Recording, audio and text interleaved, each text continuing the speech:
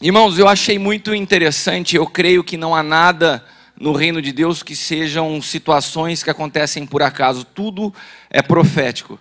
E eu não sabia que o Cláudio faria essa apresentação agora.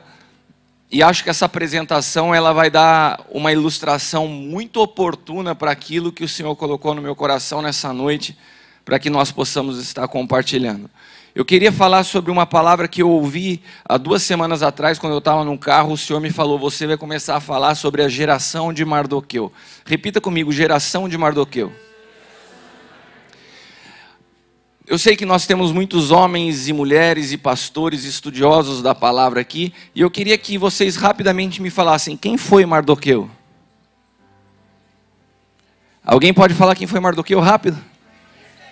Então, não tem um lugar que falha quando eu faço essa pergunta. Quem foi Mardoqueu? Tio de Esther. Eu queria que você me respondesse como deve ser você ser reconhecido por toda uma história como tio de uma jovem. O Senhor me falou assim: nós vamos começar a preparar dias onde homens e mulheres no Evangelho vão entender o que de fato é o Evangelho, que é gastar sua vida para formar outros e não para construir uma imagem pessoal. Você está preparado para ser anônimo? Você está preparado para construir no invisível? Você está preparado para fazer algo sem receber aplauso das pessoas, mas que o Senhor possa reconhecer de fato aquilo que você está produzindo? Você conhece o nome do famoso pastor que está cuidando das crianças lá no Camboja? Quantos aqui conhecem o nome desse pastor famosíssimo que está lá no Camboja? Você conhece o nome desse pastor incrível que está lá na Índia cuidando daquela escola de crianças? Mas hoje nós alimentamos um evangelho gospel, onde músicos de 18, 20 anos têm milhares de seguidores. E muitas vezes o que ministram no altar não é correspondente à sua santidade quando saem do altar. Mas nós alimentamos isso, porque nós distorcemos a realidade do que é bênção de Deus. E entendemos que bênção de Deus é visibilidade, porque as nossas canções falam sobre isso. Meu irmão, quem te viu passar na prova e não te ajudou, quando te vê na bênção vai se arrepender. É quase que o hino da vingança. E essas canções teologicamente incorretas são cantadas por nós. São ministradas dentro dos templos. Quem foi Esther? Esther foi uma jovem mentoreada, cuidada, ensinada por um homem que não discipulou uma multidão, mas discipulou uma menina que salvou toda uma multidão. O trabalho de Mardoqueu foi tão preciso e poderoso como o trabalho de Moisés. Assim como Moisés libertou um povo, Mardoqueu, através do mentoreamento de uma jovem, produziu a mesma coisa, Hélio. A diferença é que Moisés é Moisés. E na nossa cultura gospel, muito se fala de Moisés, mas pouco se fala de Mardoqueu. Porque Mardoqueu gastou seus dias discipulando a sua sobrinha. Na verdade, Mardoqueu é uma das muitas figuras na Bíblia de paternidade espiritual. Porque paternidade espiritual não é você juntar um monte de baba-ovo à sua volta. Paternidade espiritual é você gastar a sua vida para formar pessoas que vão ser maiores do que você. Paternidade é um espírito de serviço em favor dos outros. Sabe, eu me lembro de uma vez, irmãos. Sei que a minha esposa está me assistindo, tenho irmãos me assistindo. Pode até ser que meu sogro, que é meu pai espiritual, esteja assistindo nessa hora.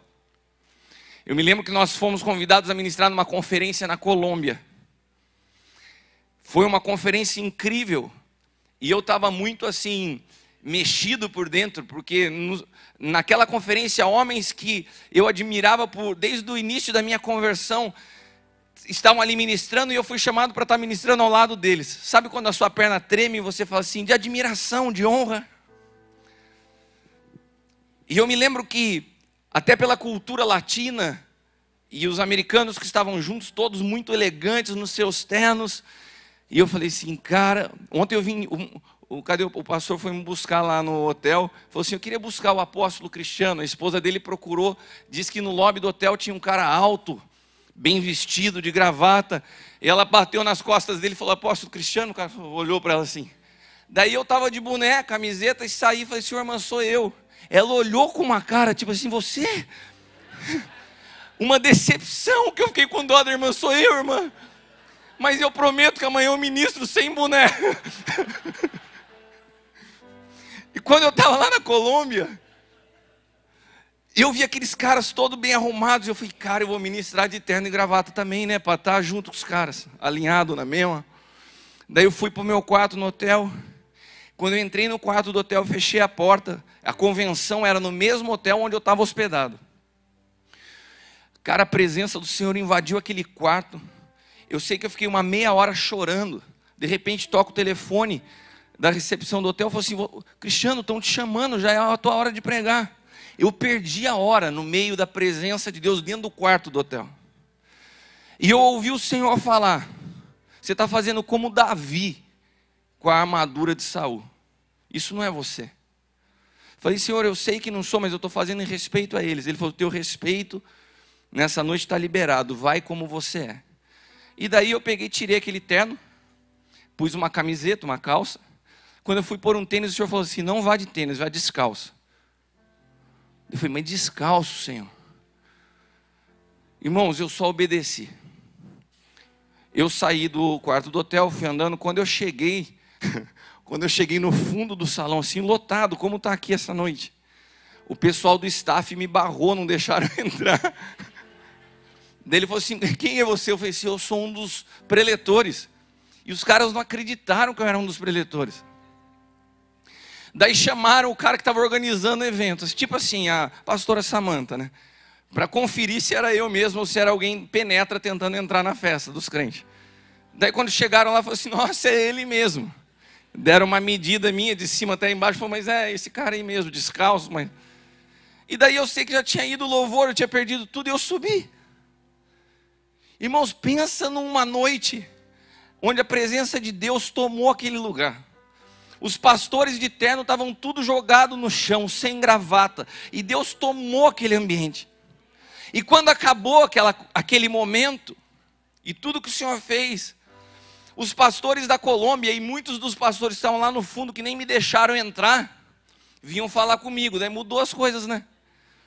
Falei assim, pô, cara, da onde que você é? Você pode pregar na minha igreja final de semana e tal?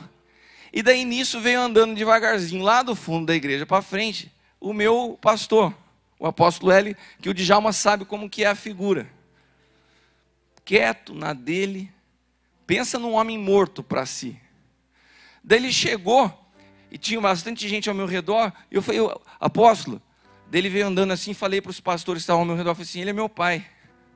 Daí todo mundo virou atenção para ele. Pô, você é pai do Cristiano, e você não vai pregar nessa conferência? Daí ele falou assim, em poucas palavras, não, eu já preguei. Daí o pessoal olhou para ele e falou assim, o senhor já pregou? Quando que o senhor já pregou que eu não vi? Ele falou assim, quando o Cristiano prega, eu estou pregando através dele. Esse glória a Deus podia ser um pouquinho mais forte, porque eu estou querendo te explicar algo. O reino de Deus é um reino de construção de legado.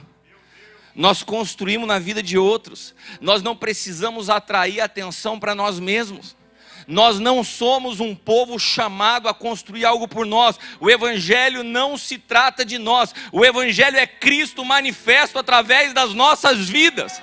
Aleluia!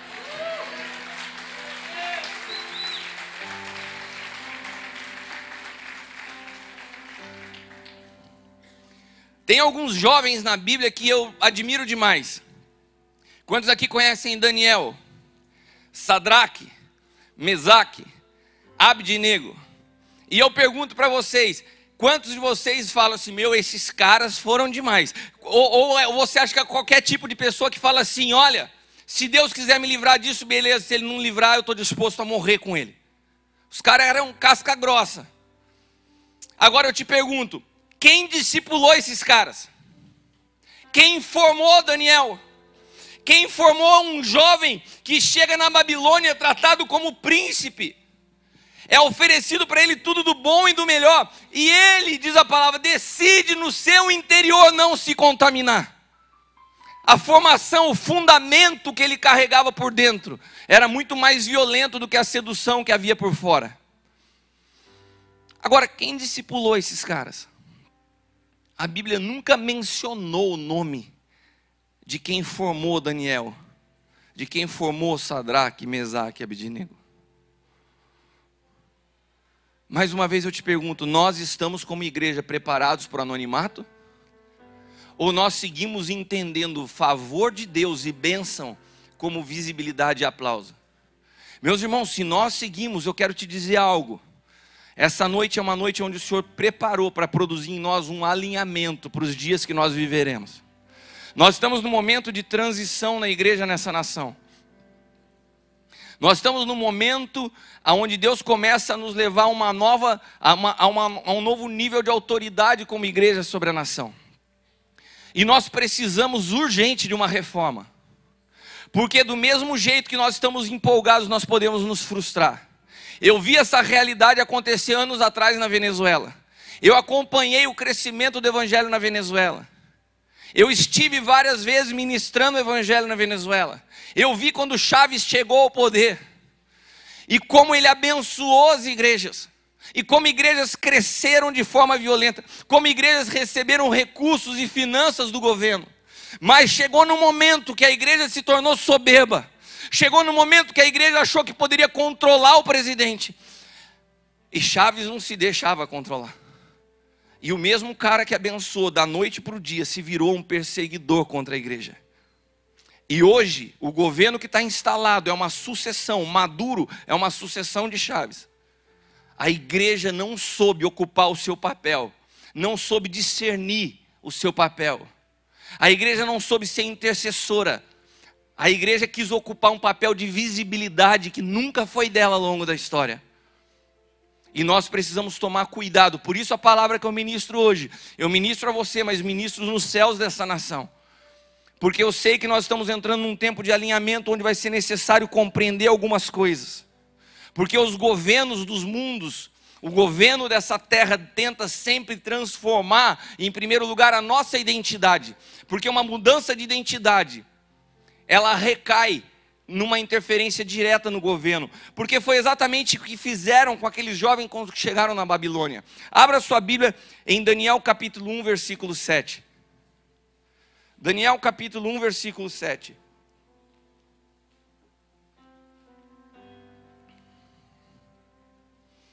Olha que interessante. Aqueles jovens chegam separados porque já eram jovens diferenciados.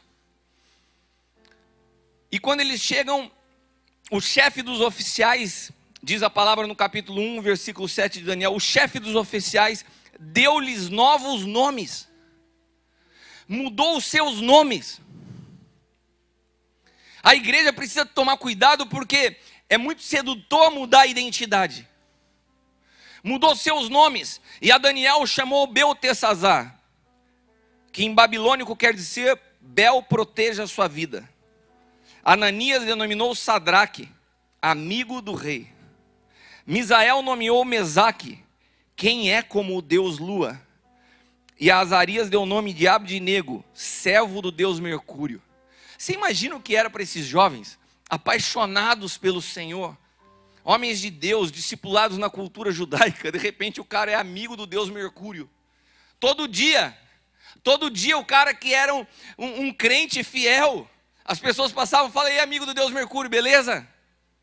E daí você vê eles, tá amarrado em nome de Jesus, não me chama dessa forma. Você não vê eles reagindo a isso, porque não tinha nada que acontecia fora, não havia nada que acontecia no exterior, capaz de transformar ou alterar o que aqueles jovens carregavam por dentro. Agora nós falamos hoje que a educação tem contaminado os nossos jovens, que o humanismo tem tocado os nossos jovens, que as escolas, as faculdades e o mundo são sedutores demais. Você quer ambiente mais sedutor que a Babilônia? O nosso problema não é a sedução do mundo, o nosso problema é a ausência de Cristo dentro de cada um de nós. O nosso problema é que frequentar um culto de domingo e ficar arrepiado na hora da música não te faz preparado o suficiente para enfrentar uma realidade externa. O nosso problema é que muitos de nós pastores estamos contabilizando o número das nossas igrejas e deixando de discipular as pessoas. O nosso problema é que nós continuamos achando que sucesso para Deus é o quanto de pessoas nos ouvem, não o quanto de pessoas nós discipulamos um a um. Esses jovens não foram seduzidos porque tinham algo que carregavam por dentro mais violento do que tudo que havia por fora. Esses dias um pai, 2 anos de conversão, um casal de amigos nossos veio se aconselhar comigo. Cara, eu estou com um problema familiar. Meus pais estão rompendo o relacionamento comigo. Eu falei assim, nossa, os seus pais? Ele falou assim, Cris, você sabe, meus pais não são crentes. E todo final de semana ele tem um filhinho de 6, 7 anos e uma filhinha de 2 anos, se eu não me engano. E todo final de semana que eu vou à casa deles e me reúno com meus pais, com meus irmãos, eles põem funk, eles colocam música do mundo, eles falam palavrão. E eu falei que eu não mais frequento a casa dos meus pais, porque eu não quero esse tipo de influência para a vida dos meus filhos. E os meus pais falaram assim, como que você pode, sendo nosso filho, essa religião está acabando com as relações aqui dentro de casa. Se você não pode vir aqui, e nós não vamos mudar por tua causa, então você não é mais bem-vindo nessa casa. E ele me contou essa história e falou, o que eu faço? Eu falei, cara, eu acho que seu pai tem razão. Ele falou, como assim, apóstolo? Eu falei, acho que seu pai tem razão. Que religião é essa? Que religião frágil é essa? O que você está ensinando para o teu filho de tão superficial, que uma visita de domingo na casa do teu pai pode ser capaz de transformar o que você planta dentro dele? Você está preparando o seu filho para virar um crente dentro da igreja ou para conviver com uma realidade do mundo? Você não quer que teus filhos amem teus pais porque eles não se converteram?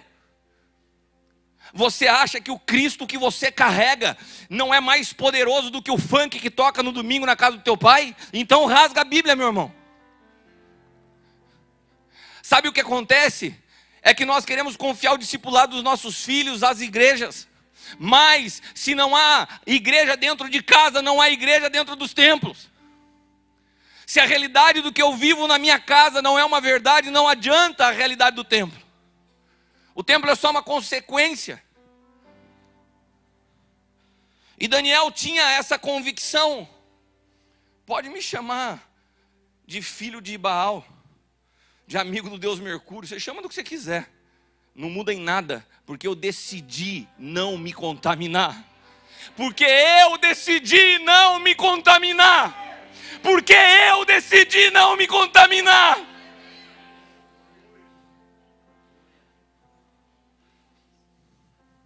A decisão de não se contaminar nasce antes da oferta da contaminação.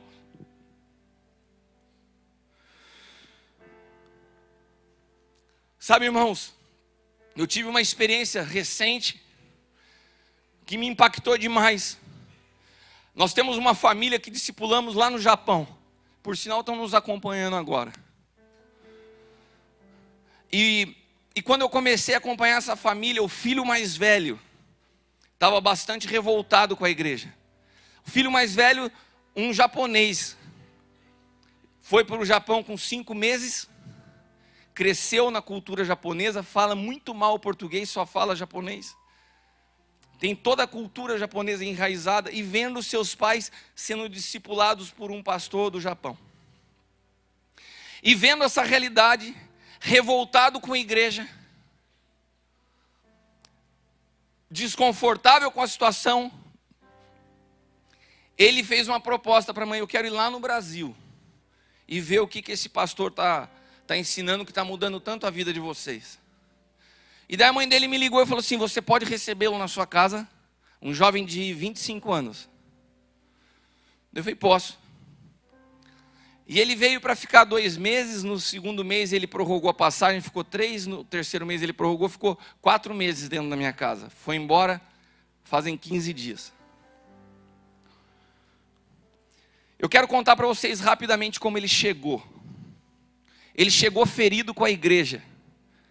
Certa vez um pastor colocou ele meio que assim, para dar uma observada nos jovens, o pastor tinha uma confiança nele, e perguntava para ele assim: Felipe, me fala o que está acontecendo entre os jovens. E ele chegava ao pastor e relatava: pastor, está com um problema aqui e tal. E o pastor vem publicamente para tratar os jovens e fala tudo que o Felipe está falando para ele. Os jovens se revoltaram com ele, ele ficou muito magoado com o pastor. Também já tinha visto algumas coisas equivocadas que tinham sido tomadas de atitudes contra os seus pais, e ele estava muito machucado com a igreja. Ele já não confiava mais em pastor. Chegou aqui também com raiva de crente. Então, magoado com a igreja e com raiva de crente. Chegou aqui questionando o assunto paternidade, porque os pais dele lá no Japão me chamam de pai. Ele falou: cara, que paternidade é essa?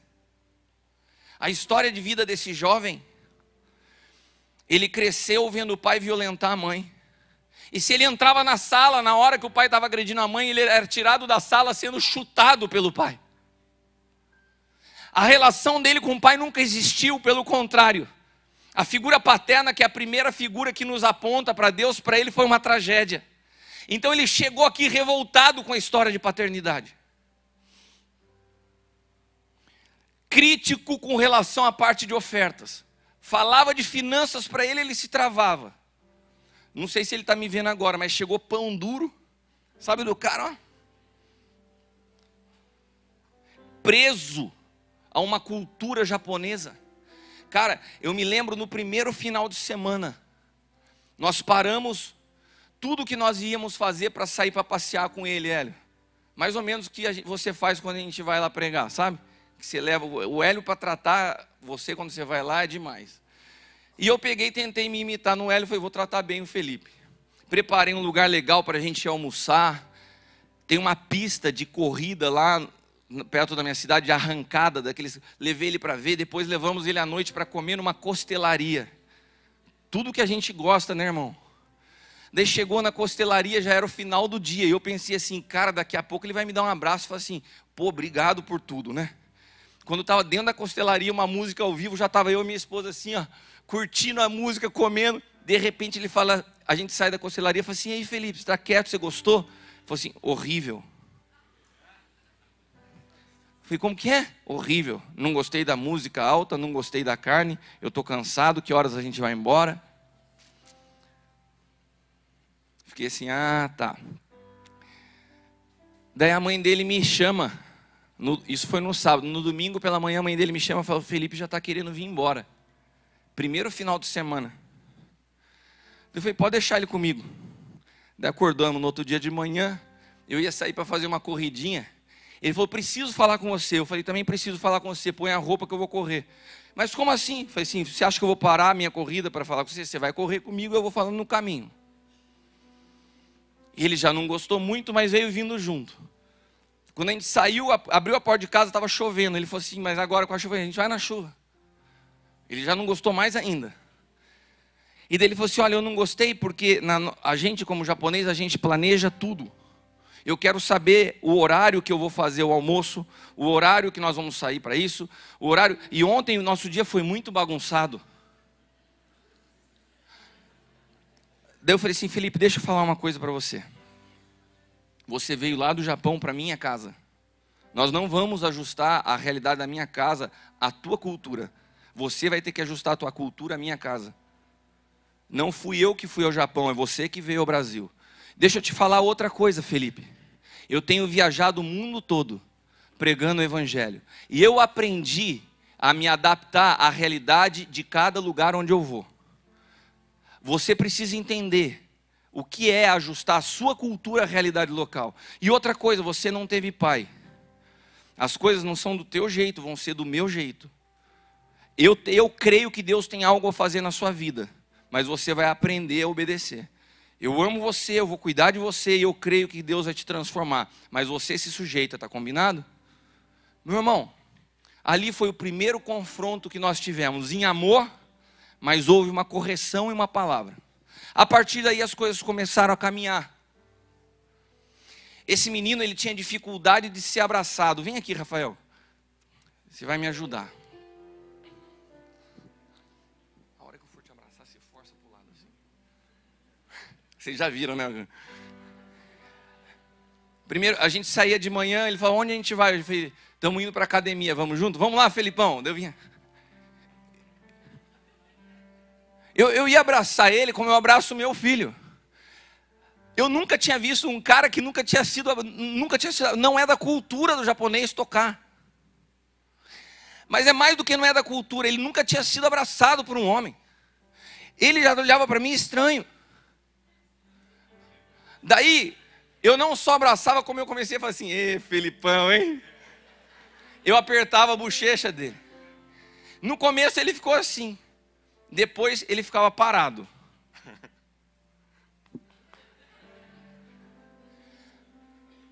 No último dia da despedida, esse cara me abraçou, chora, cara. Obrigado.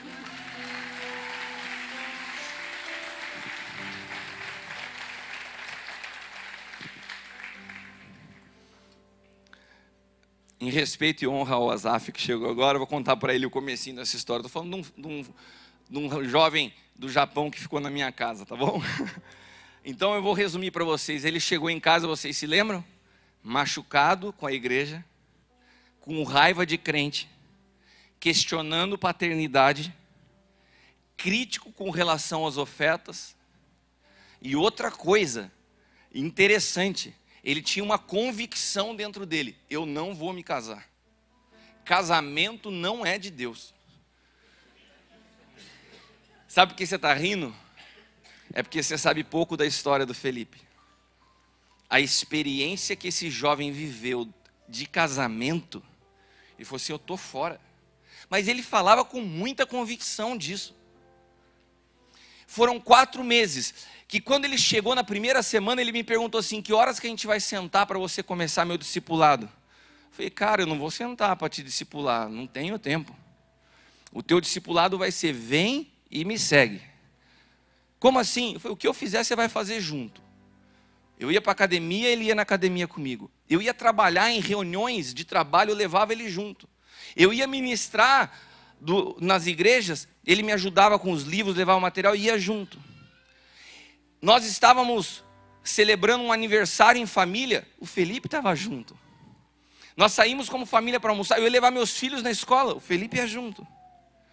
O discipulado dele foi conviver conosco por 4 meses.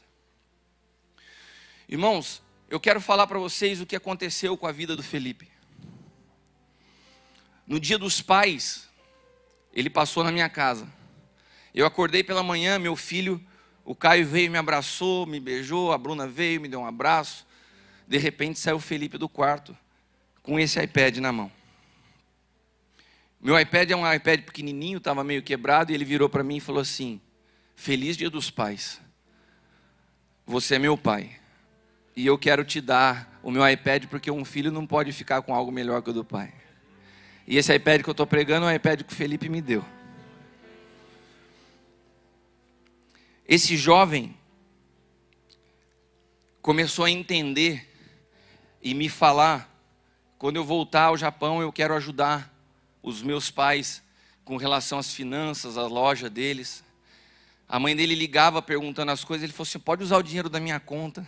A mãe dele me ligava e falou, o que está acontecendo com o Felipe? Ele está tendo uma experiência com Cristo, não com a religião. O Felipe, para resumir uma história de 4 meses, 1 mês antes de ir, ele veio me falar a respeito de algo que nós vivemos na igreja, que é a corte. Nós entendemos que os padrões de relacionamento, a realidade do que é namoro, é uma cultura que nasceu nesse século. O namoro de beijo, de abraço, e hoje uma realidade ainda muito pior, que é o sexo, rolando solto dentro de igreja. Quantos namoradinhos estão dentro da igreja e o negócio está pegando fogo, né? levanta a mão na hora da adoração, se arrepia, chora e sai daqui e vai para um motel. Isso está acontecendo direto, sabe por quê? As pessoas não são mais discipuladas, são mais um no meio de uma multidão. E lá em Taubaté nós ensinamos aos jovens a corte. O que é a corte? É o processo de conhecimento do outro sem que o toque interfira na relação. Que você possa casar em santidade. E ele veio um mês antes de ir embora, me perguntou a respeito disso. Cara, Deus começou a ministrar a vida desse jovem. Ele começou a ser curado na compreensão de casamento. Eu comecei a explicar a ele o processo que me levou a estar casado hoje há 20 anos com a minha esposa. Nós tivemos 3 anos de namoro, casamos virgem. E temos um casamento maravilhoso. Aquele jovem foi embora para o Japão, fazendo corte com uma jovem da nossa igreja.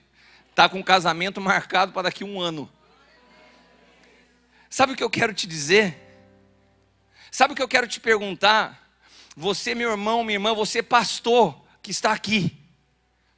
Se você cancelasse as classes de discipulado e resolvesse levar um jovem para dentro da tua casa para passar 1 mês, ele sairia melhor ou pior do que ele entrou?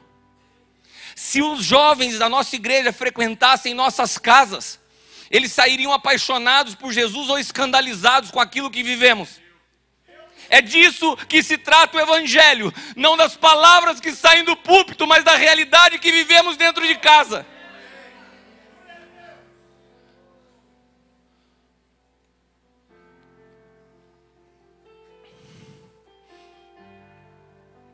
Esses dias me falaram assim: apóstolo, você viu que tem uma pessoa que tem ministrado em algumas igrejas e tem falado sobre a igreja do futuro? Eu falei, não vi. Foi então, ele tem falado sobre qual vai ser a igreja de relevância do futuro. Eu falei, e qual vai ser a igreja? Então ele falou, apóstolo, que segundo as pesquisas, a igreja de relevância, o que apontam as pesquisas, que as pessoas cada vez mais gostam e buscam, as igrejas de relevância vão ser igrejas que têm um tempo muito maior de louvor do que a palavra. Vai dar bastante trabalho para o Horácio aqui do som, né? A tendência de mercado é que o Horácio enriqueça. A igreja, o Horácio é o técnico de áudio que está ajudando aqui o Rodrigo nesses dias. Mas, que por sinal nos deu uma palavra muito top hoje de manhã. Mas diz que segundo as pesquisas, a igreja do futuro é uma igreja que tem mais música do que palavra. A igreja do futuro é uma igreja que tem bastante atração para as crianças. A igreja do futuro, segundo as pesquisas, e o cara começou a desenhar para mim isso. E ele falou assim para mim: o que você acha, apóstolo? Eu falei, eu acho que o Senhor da igreja continua sendo o mesmo. Que a igreja não é um modelo feito para atender a expectativa de pessoas, mas para atender a expectativa do Senhor da igreja. Eu acho que quando o povo saiu do Egito, saiu com uma palavra: deixa o meu povo ir para me adorar. Mas esse povo não pôde adorar. Se o povo saiu para adorar, por que eles ficam caminhando no deserto por dias sem adorar? Porque enquanto o Senhor não chega a Moisés e dá um modelo de como ele queria ser adorado, não tinha adoração. Porque a adoração não nasce da nossa imaginação, daquilo que achamos que devemos fazer, mas vem um desenho do céu para a terra, para que façamos aquilo que Ele quer receber. Quando nós olhamos o desenho da arca, quando nós olhamos o desenho do tabernáculo, quando nós olhamos o desenho do templo, tudo foram desenhos, modelos que saíram do céu para a terra, que representavam a igreja. Mas hoje, se no antigo pacto todos os desenhos que representavam a igreja vinham do céu, por que nós achamos que no novo pacto a igreja pode se mover do jeito que acha que é interessante? Segundo as pesquisas, irmãos, a igreja é um organismo vivo que tem um Senhor. Não tem a minha igreja, não tem a sua igreja, tem a igreja de Cristo, da qual eu e você somos parte.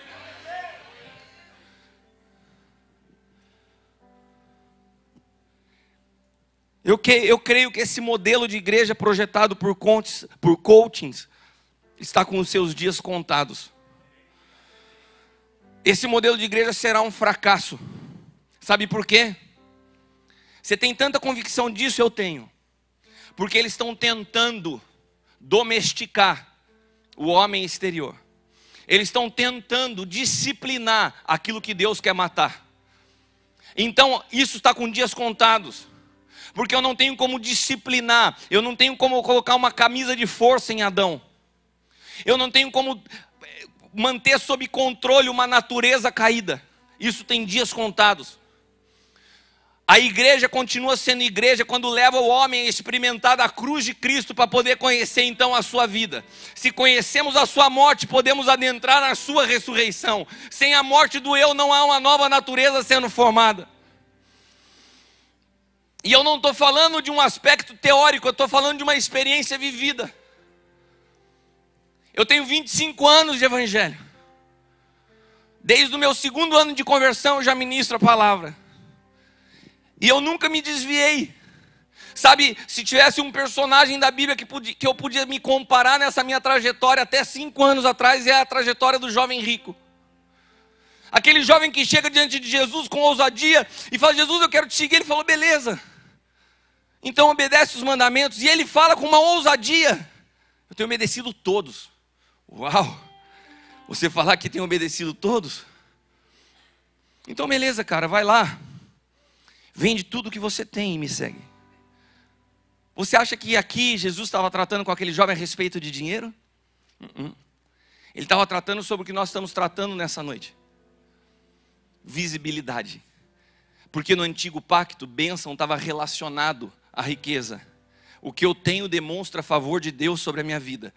O tamanho da minha igreja, minhas posses, tudo isso gera uma reputação diante do povo. E Jesus estava falando: nós estamos entrando numa outra realidade da história, numa outra janela profética chamada nova aliança ou novo pacto. No novo pacto, diferente do antigo pacto, que tudo acontecia de maneira visível, agora nós vamos viver uma realidade invisível, interior. Não importa o que acontece fora, mas o que está acontecendo dentro. Essa é a realidade da nova aliança. Então eu quero te dizer uma coisa: rompe com toda a reputação daquilo que as pessoas falam pelo que você tem, para que elas te conheçam por quem você é. E daí ele falou assim: cara, daí pegou. E essa história do jovem rico também pegou para o meu lado. 20 anos caminhando com o Senhor. Eu sou engenheiro civil. Eu tenho pós-graduação, tenho MBA em gestão empresarial.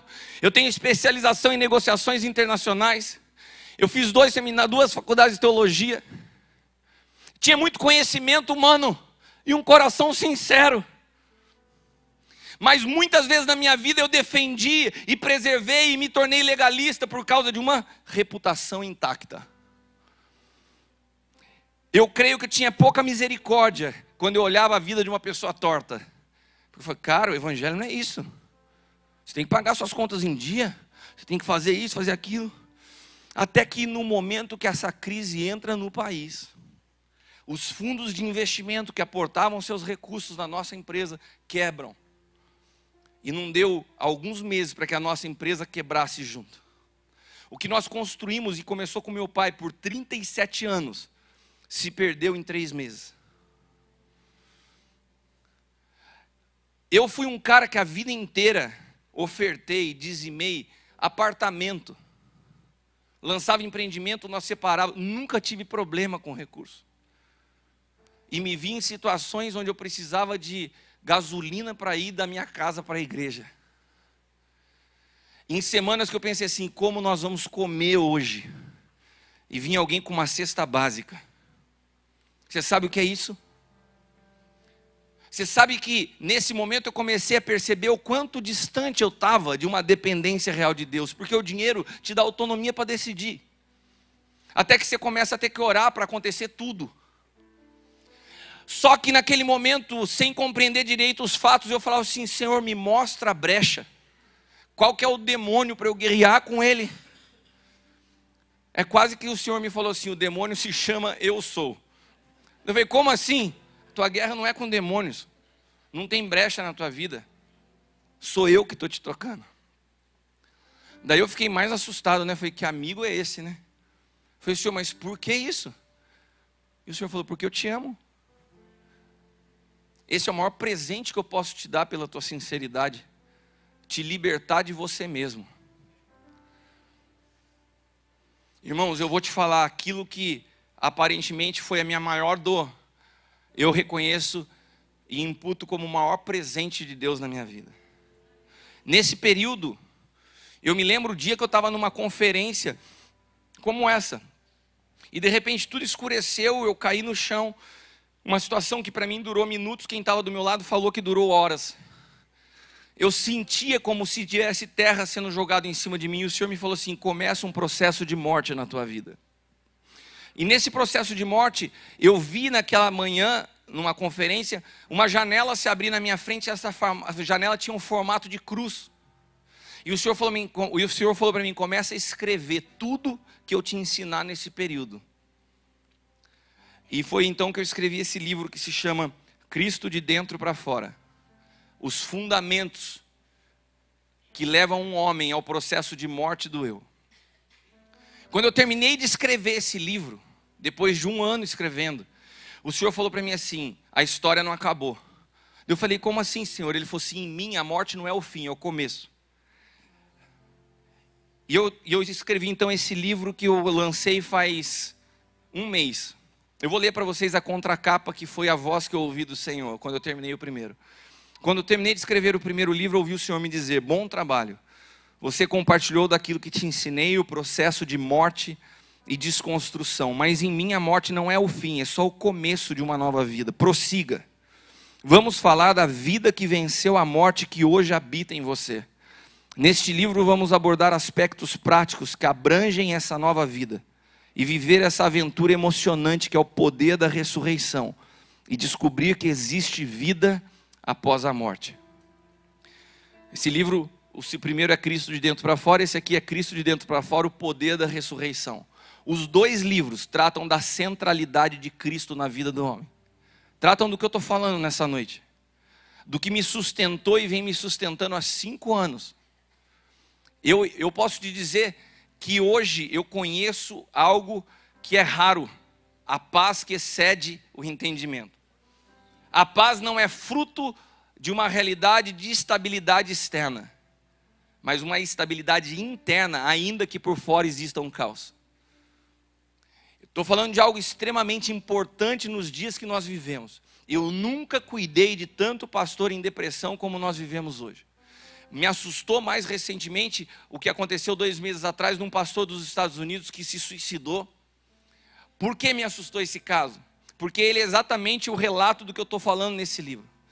Tem um capítulo desse livro que eu faço a seguinte pergunta: pode um cristão entrar em depressão? Pode? É uma pergunta. Pode entrar em depressão? Leia o livro, você vai saber se pode ou não pode. Mas o caso desse pastor eu achei muito interessante. Pastor de uma igreja que nós entendemos, dentro do nosso conceito de sucesso, relevante nos Estados Unidos. Uma igreja grande, com muitos membros, uma família linda. Você olha, parece família de capa de revista, uma esposa linda, crianças lindas.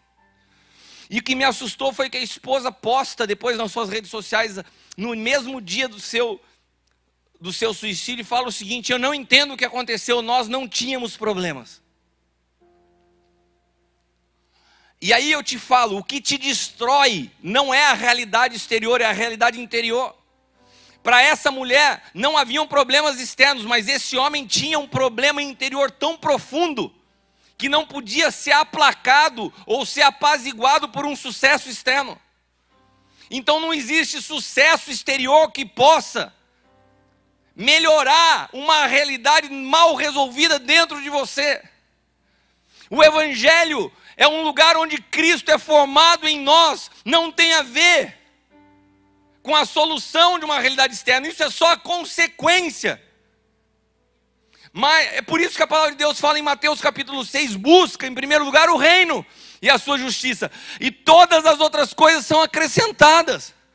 Mas nós invertemos esse texto, nós atraímos as pessoas pelos acréscimos, que é citado em Mateus 6, e não voltamos à prioridade do reino, que é a centralidade de Cristo. E daí fica um vácuo.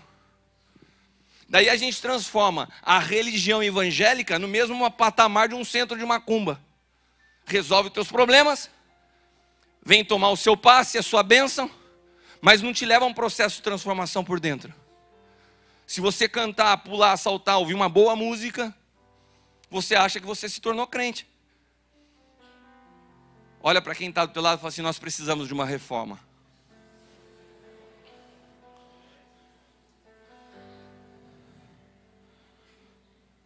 A igreja e a palavra de Deus, ela é uma espada de dois gumes, porque ao mesmo tempo que ela conforta o aflito, ela aflige o confortado.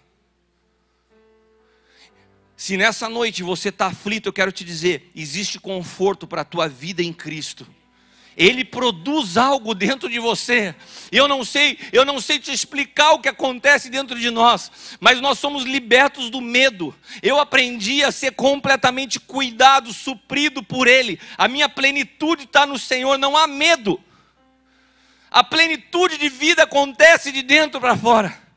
Então Ele conforta o aflito, mas ao mesmo tempo é uma palavra que aflige quem está confortado. Porque eu sei que ela está sacudindo muitos de nós que temos uma visão de igreja incorreta. Esse é o poder da palavra. E um dos instrumentos que pode nos ajudar a avaliar essa realidade são os nossos desejos. Quando nós olhamos para os nossos desejos, quando nós olhamos por aquilo que nós almejamos, para os nossos achismos, eles apontam muito da realidade do que está acontecendo dentro de nós. Pense numa fração de segundos. Se o teu Deus fosse o gênio da lâmpada mágica e te desse 3 pedidos nessa noite para fazer, quais seriam os seus 3 desejos? Será que estão ligados a soluções de problemas pessoais? Será que estão ligados a suprimento de finanças? Será que estão ligados a sonhos a serem realizados? Pense. Porque os teus desejos apontam muito da realidade de quem você é. Aquilo que te alimenta por dentro de sonho é o que determina como você caminha. E os desejos, eles estão muito ligados a uma palavrinha mais complexa que se chama concupiscência. Porque assim como os desejos nascem muitas vezes da alma, a concupiscência também é a manifestação desse desejo da alma, que acontece na carne. E eles estão muito ligados a uma fragilidade, porque eles são insaciáveis. Quantos de vocês já viram uma palavra em Provérbios que fala de uma sanguessuga que tem um nominho? Se chama Dá. Essa sanguessuga é uma analogia interessante que o escritor de Provérbios faz para relatar a realidade do que é a alma do ser humano. Porque o homem é constituído, segundo Paulo, de homem exterior e homem interior, todos nós. O homem chamado de homem interior por Paulo é a fusão do espírito do homem com o espírito de Cristo que veio habitar. Se tornaram um. Isso é se tornar um com Deus. O espírito de Deus mesclado com o nosso espírito. Essa é a realidade que aquele que nasceu de novo porta dentro de si. Algo poderoso. Por isso nós temos a mente de Cristo. Por isso que nós não buscamos fora aquilo que nós já carregamos por dentro. Por isso que quando nós falamos, nossas palavras têm peso profético. Porque Ele habita em nós. Ele está mesclado ao nosso espírito. Mas ao mesmo tempo temos uma realidade do homem exterior, que é o nosso corpo físico e a nossa alma, onde reside as emoções. Toda essa tricotomia, ela aconteceu desde a criação do homem, mas nunca foi separado. O homem sempre foi um ser integral, orgânico. Ele não era partido, mas tudo muito bem alinhado. A alma sempre se apoiou no espírito. Sempre.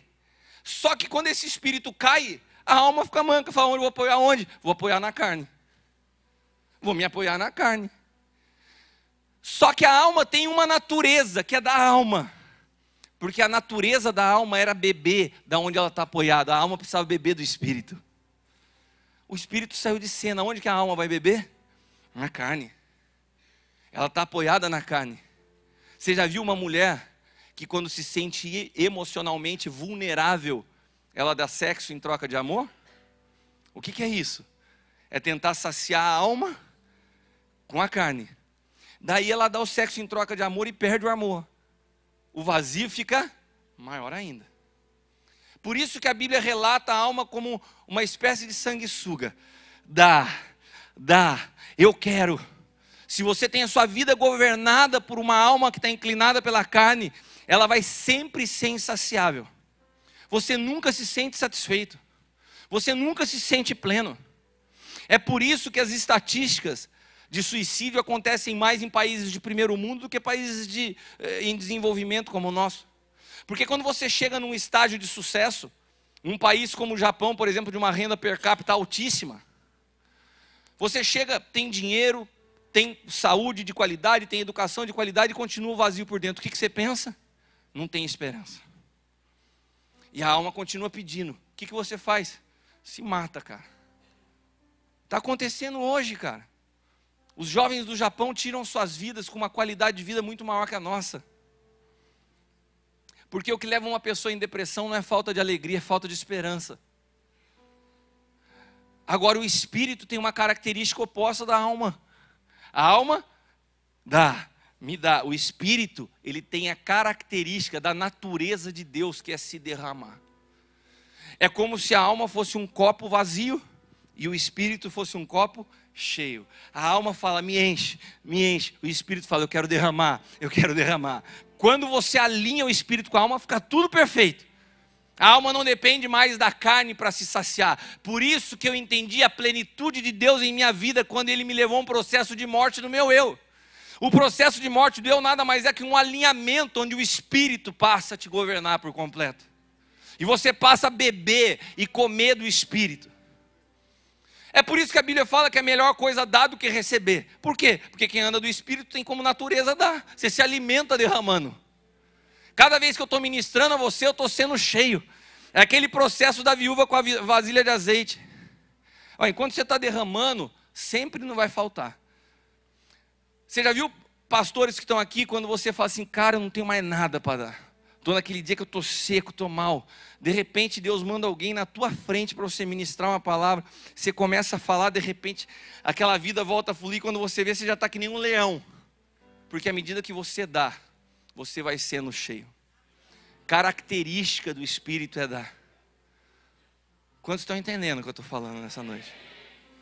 Se eu te falar que para você viver essa realidade é necessário que você experimente a cruz, você estaria disposto a isso? Porque assim como Daniel, como Sadraque, como Mesaque e Abdinego, eles tomaram uma decisão no seu interior. O Evangelho tem muito de uma decisão pessoal. Você pode estar me ouvindo nessa noite, sabendo a realidade do que você vive por dentro. Você precisa de uma decisão, de um posicionamento. O que você quer para a realidade da tua vida? Quantos entendem isso? Nós não podemos ser seduzidos mais pelas coisas externas, porque elas não nos saciam. Quando Paulo escreve aos Colossenses, ele fala assim, nós não nos movemos pelas coisas que se veem, porque as coisas que se veem são temporais, mas pelas que não se veem, porque as que não se veem são eternas. Nós somos um povo governado por uma realidade invisível. E todas as vezes que nós invertemos isso, nós entramos em uma situação de problema. Eu quero perguntar a você, quantos estão dispostos a abrir mão de visibilidade, de reconhecimento, para experimentar a realidade de Cristo sendo formada em você? No primeiro livro eu descrevo exatamente o que é isso. O que é o processo do Getsêmani, da cruz, do sepultamento. E no último livro eu falo mais da ressurreição. O Getsêmani é um lugar que Deus te leva para você falar assim, Senhor, eu abro mão da minha vontade. Eu entendi que o Evangelho não se trata de mim, seja feita a tua vontade.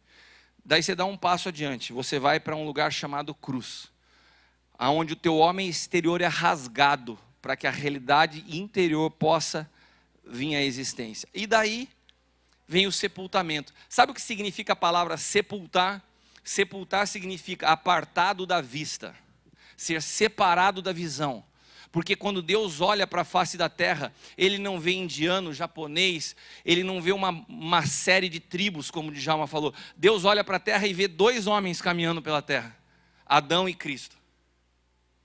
Ou nós estamos em Cristo, ou nós estamos em Adão. O Evangelho se trata de Cristo ser formado em nós. E nós nos tornamos parte uns dos outros. Nós morremos para o eu e ressuscitamos para o nós. É exatamente o que nós estamos falando aqui do remir. Eu saio de uma realidade individual e egoísta e nasço para uma natureza que tem na sua essência uma vida coletiva. Eu penso no meu próximo, eu penso no meu irmão, eu entendo que é reino de Deus porque eu nasci de novo. E o meu prazer dá em dar e não em receber. Nessa noite o Senhor quer nos levar a esse lugar. Nessa noite o Senhor quer nos levar a esse lugar de rompimento com eu. Sabe por quê? Porque o maior obstáculo, a maior oposição a essa plenitude de vida não é o inferno. O inferno foi vencido na cruz. Não é o diabo. Não são as seduções desse mundo. Ele se chama eu. O maior inimigo de você é você mesmo. Porque nós abraçamos essa realidade egoísta e não abrimos mão. Então nessa noite, eu quero te convidar a entregar aquilo que você está retendo. João entendeu isso e com isso eu quero concluir. Quando Jesus chegou aos seus discípulos e ensinou a palavra no Espírito, porque as palavras de Jesus eram Espírito e vida. Ele falou algo espiritual que os discípulos não pegaram. Você está disposto a encontrar vida? Então tenha disposição para abrir mão dela. Se você abrir mão da sua vida, você vai encontrar vida. Agora, se você tentar preservar a sua vida, se você tentar preservar o que eu quero matar, daí você vai perder. Entenderam, galera? Eu disse, beleza, beleza. Alguns aqui falaram também, entendi e tal. Beleza. Olha para quem está ao teu lado e fala assim, vai chegar a tua hora. Daí todo mundo, beleza, tal, entendi, vamos lá, mestre, a multidão nos espera. E daí, e o culto está pegando. Hoje o telão que a gente arrumou para o culto é maior, Jesus. Vai ter fumaça no culto. E já entendemos, bora. Bora que a fila anda. Queremos orar pelos endemoniados, pelos enfermos. Tem um microfone sem fio top no culto hoje, Jesus. Olha, já mandei um WhatsApp lá para o cara preparar, para quando você entrar lá, ninguém te incomodar, Jesus. Está chegando. Tá bom, vocês entenderam mesmo? Não entendemos. Daí chegou lá num culto, escuro, não tinha luz, meia dúzia de gato pingado. Eles já falaram, o negócio não está bom hoje. E de repente chegam uns policiais. Eu acho que os discípulos olharam um para o outro e falaram, vocês convidaram esses caras aí? Para o culto? Não, não convidamos. Pedro já arranca a espada. Jesus, para, cara, não é nada disso. Agora é chegada a minha hora, eu vou me entregar. Cara, vocês não imaginam. Eu imagino porque eu aprendi algo com o Djalma. Nós possuímos algo que se chama imaginação santificada. Então dentro dessa imaginação santificada, eu imagino a cara dos discípulos. Tinha neguinho disputando, hein, Rodrigo? A direita e a esquerda. E daí os caras já estavam, o Judas já pensando em ser o tesoureiro, o ministro da fazenda do reino. E todo mundo já falando assim, cara, vai chegar a hora, ele vai tomar isso e nós vamos estar bem na fita. De repente, quando os caras olham ele se entregando, falou, só que não. Perdemos. Daí, segundo pensamento, cara, se ele está sendo levado à cruz e a gente está com ele, eu vou ter que vazar. Hashtag partiu. Para onde? Não sei, tem que vazar daqui. E todo mundo, eles tinham acabado de falar que entenderam a palavra, que não adiantava querer preservar a vida, que é perder. Mas todos tentaram o quê? Preservar suas vidas. Tinha um jovem meio doido, alguns acham que estava meio esquecido da cabeça e tal, mas não estava não, ele era consciente, ele entendeu bem. Alguns historiadores falam que tinha em torno de 16 anos. Esse cara se chamava João. Esse João falou assim, cara, eu entendi. Eu deitei minha cabeça no peito dele. Eu me apaixonei por ele. Chegou a hora. naquilo que eu vivi por fora, daquilo que aconteceu aqui dentro, se tornar uma realidade. Eu falei para ele, e se ele vai para a cruz e eu corro o risco de perder minha vida? E ele falou que quem tivesse disposição para perder ia encontrar, eu vou. E eu creio que João foi com essa consciência à cruz. E quando você olha para a cruz, não tinha um discípulo. Você quer ministério mais fracassado que o de Jesus? 3 anos discipulando de perto, caminhando junto. Não sobrou um. Perdão, sobrou um. João estava lá. E João está lá. Agora, se você lê os livros de autores de história da Bíblia, Joséfo, por exemplo, ele relata exatamente a morte de cada um dos discípulos. Todos que tentaram preservar sua vida tiveram mortes violentas, literalmente. Pedro, Tiago, gente crucificada, de cabeça para baixo, espada rolando na cabeça, queimado em óleo quente. Agora teve um cara que arriscou sua vida e morreu de velhice, mas mais do que morrer de velhice numa ilha, teve uma revelação de algo tão poderoso, de um livro que se chama Apocalipse, que começa no capítulo 1, com um tema escrito Revelação de Cristo. Só que não é a nossa teologia, porque a teologia do homem é o homem tentando explicar Deus. A teologia de Deus é Deus se revelando ao homem. João não foi estudar em seminário, ele escreveu o que ele viu, o que Deus revelou a ele. Sabe por quê? E por que ele chegou nisso? Porque ele não tentou preservar a sua vida. O evangelho não se trata de preservar a nossa vida, nem de que nós tenhamos visibilidade, mas que ele se torne tudo em todos. Eu te pergunto, esse evangelho você quer? Se você quer, se coloque de pé nessa noite. Rafael.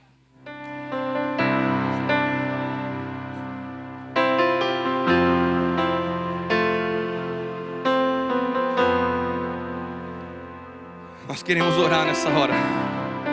Não permita que essa atmosfera de quebrantamento se vá.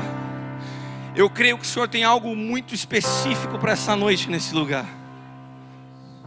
Eu sei que o Senhor quer, com ousadia que eu falo isso, mas o Senhor quer mudar a história de algumas pessoas, um antes e um depois dessa noite.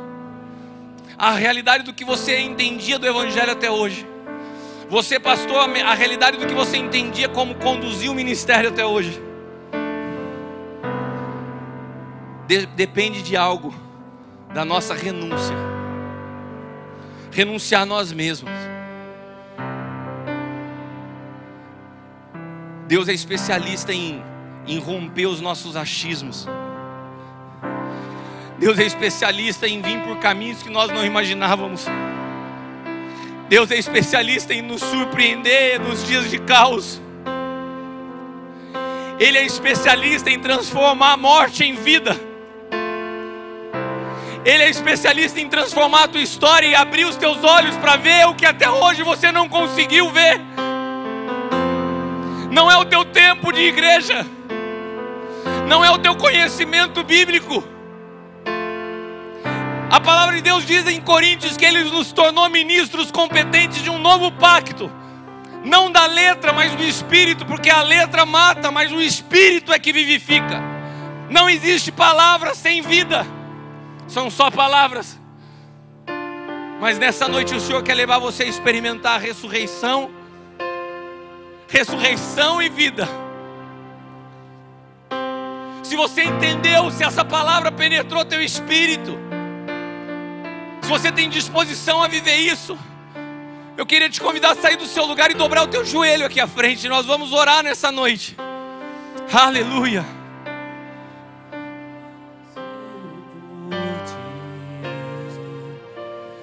Eu me rendo, eu me rendo.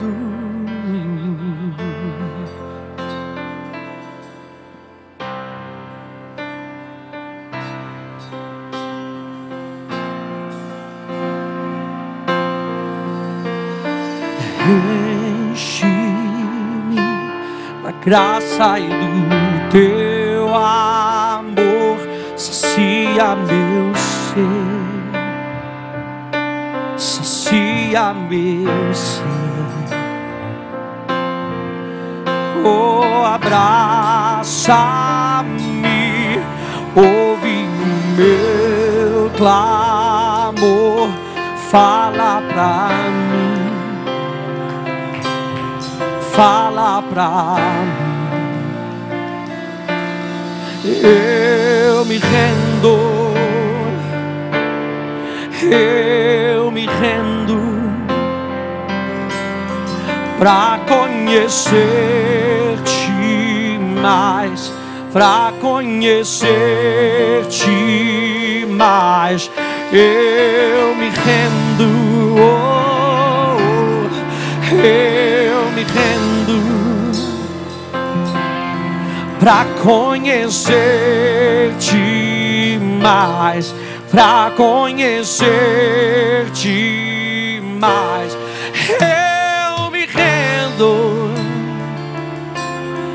eu me rendo, oh, pra conhecer-te mais, pra conhecer-te mais.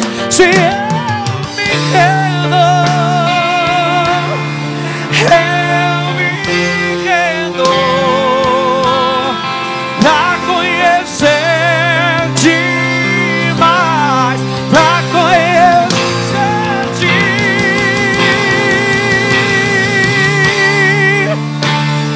Seu meu prazer, fui criado pra isso. Me aproximo, me aproximo. Se eu me rendo, se eu me entrego, oh,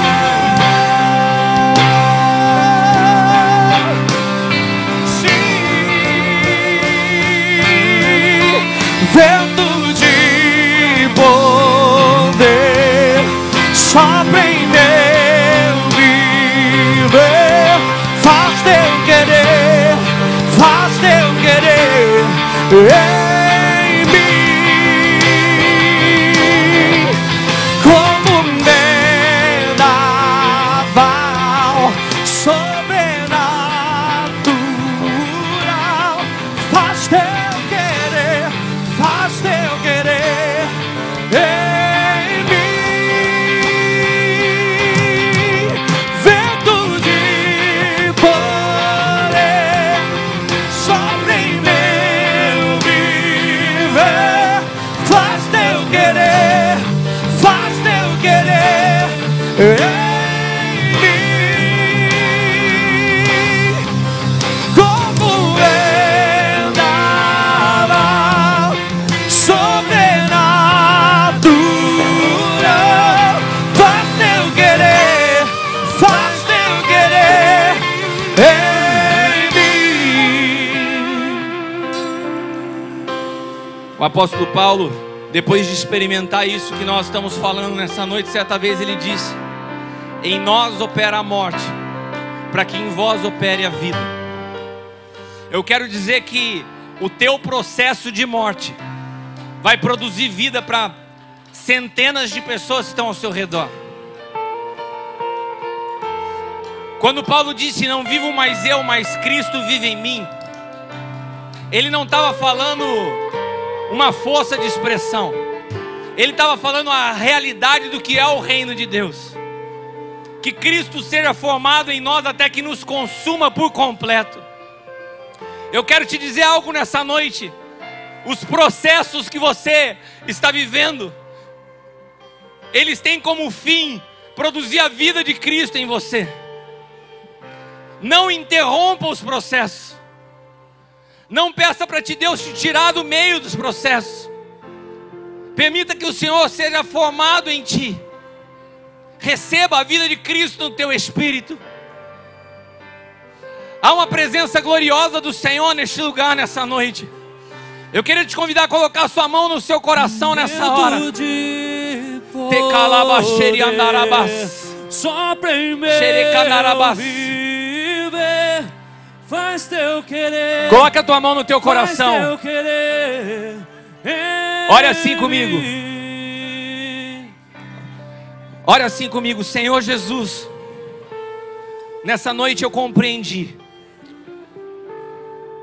o que muitas vezes me foi ensinado de forma errada. O Evangelho não se trata de uma melhora de vida, mas da morte do meu eu, para que Cristo seja formado em mim. Me liberta de mim mesmo, me liberta do meu egoísmo, abre os meus olhos espirituais, para que eu possa entender as verdades do reino de Deus. E assim como o apóstolo Paulo, ainda que opere morte em mim, através de mim vai fluir vida. Nessa noite eu me torno um agente de transformação, para manifestar ressurreição e vida por onde eu passar, em nome de Jesus. Agora deixa eu orar por você. Senhor, eu quero profetizar vida sobre cada pessoa neste lugar. Pai amado, cada situação insolúvel, cada situação que parece não ter jeito, Pai amado, pessoas que se sentem incoerentes com o evangelho que vivem, eu declaro que hoje uma mudança acontece de dentro para fora, e que a transformação de dentro de você produzirá resultados efetivos fora de você. Quero abençoar a tua casa, quero abençoar teus negócios, tua família, e declarar que hoje se inicia um processo de uma nova estação em tua vida. Recebe vida, a vida que venceu a morte, venha sobre você agora, em nome de Jesus. Aqueles que creem, digam amém. Amém, amém, aplauda o Senhor. Faz teu querer.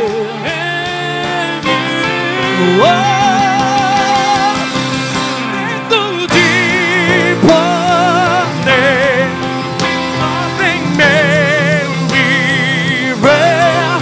Faz teu querer, faz teu querer em mim, como vendaval sobrenatural. Faz teu querer, faz teu querer em mim.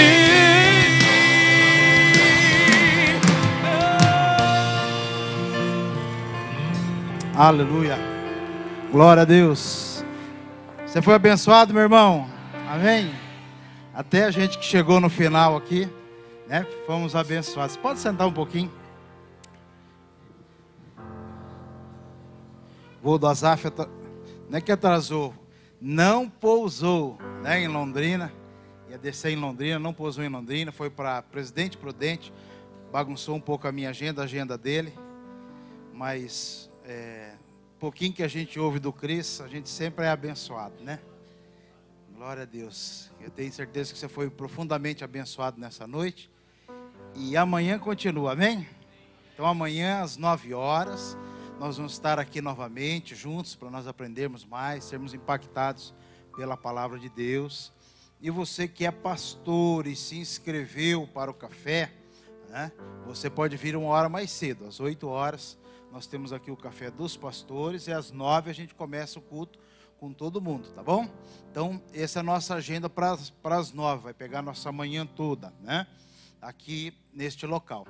Depois, à noite, daí lá na igreja, lá na Avenida Rotary, né, lá no Templo da Rotary, e nós vamos celebrar então nosso aniversário de 33 anos. Vocês estão todos convidados, né? Vai ser uma alegria tê-los lá conosco, mas daí já é outro local, tá bom? Não vem para cá de noite, senão você vai errar o endereço, tá? A noite é lá, de manhã é aqui, a noite é lá, tá bom, queridos? Lá fora tem a livraria, tem o material do Cristo tá lá, né? Tem outros livros que você pode adquirir, estão ali fora, né? Vai ser uma bênção na sua vida, né? Poder absorver ainda mais isso que você aprendeu nessa noite. Amém? Dá um abraço aí na pessoa que está do seu lado e vai na paz. Que Deus te abençoe em nome de Jesus.